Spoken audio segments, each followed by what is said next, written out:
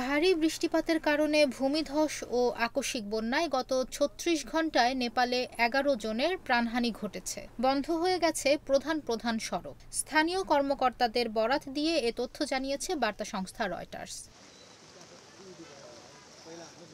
কাঠমান্ডু পুলিশের বরাতে জানা গেছে, এখনো ৮ জন নিখোঁজ রয়েছেন। তারা হয়তো বন্যায় ভেসে গেছেন অথবা মাটির নিচে চাপা পড়ে রয়েছেন। এছাড়া ১২ জন আহত হয়েছেন। তাদের হাসপাতালে ভর্তি করে চিকিৎসা দেওয়া হচ্ছে।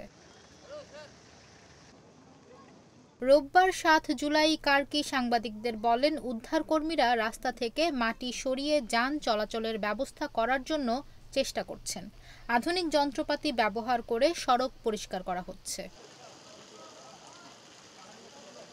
জানা গেছে, নেপালের দক্ষিণ পূর্বাঞ্চলীয় কোশি নদীর পানি বিপদসীমার ওপর দিয়ে প্রবাহিত হচ্ছে। নদীর পানি পার ভেঙে লোকালয়ে প্রবেশ করায় বন্যার দেখা দিয়েছে। এছাড়া ভারী বর্ষণ তো রয়েছেই।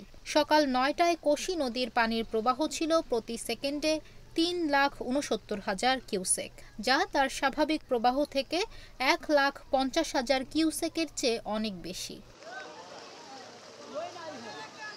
পাহাড় বেষ্টিত নেপালে বেশিরভাগ নদীর পানি তীর উপচে শহরে প্রবেশ করছে। ফলে ডুবে গেছে অনেক ঘরবাড়ি। স্থানীয় গণমাধ্যমে প্রকাশিত ছবি ও ভিডিওতে দেখা গেছে কোমর সমান পানিতে হাঁটছে মানুষ।